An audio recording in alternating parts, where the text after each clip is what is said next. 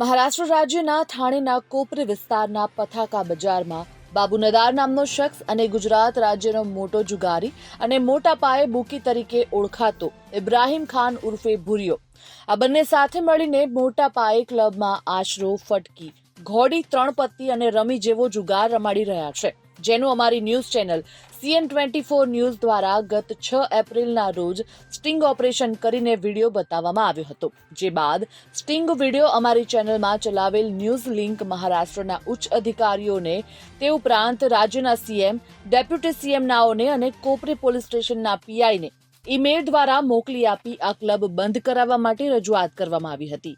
5 દિવસ વીતી ગયા હોવા છતાં પણ હજુ સુધી કોઈ કાર્યવાહી કરવામાં આવી નથી.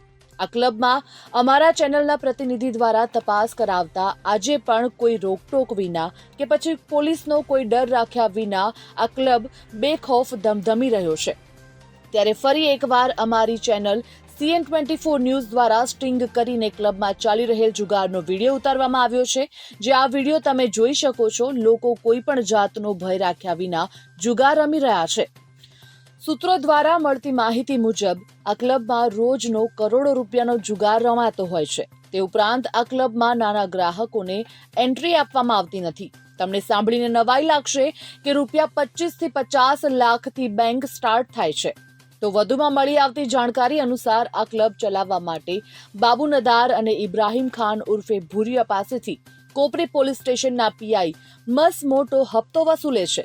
આ ક્લબ ચલાવવા માટે નીચેથી લઈને ઉચ્ચ અધિકારીઓ સુધી હપ્તાઓ પહોંચી રહ્યા છે, જે સાંભળીને એવું પણ લાગી રહ્યું છે કે પોલીસ અધિકારીઓને આ ક્લબ ચલાવી રૂપિયા લેવામાં રસ છે, ક્લબ બંધ કરાવવામાં નહીં.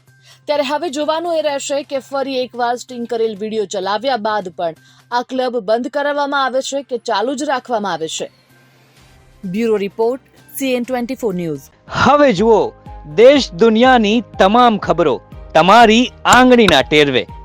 ઉઠાવો મોબાઈલ અને Google Play Store પરથી ડાઉનલોડ કરો અમારી CN24 ન્યૂઝ મોબાઈલ એપ.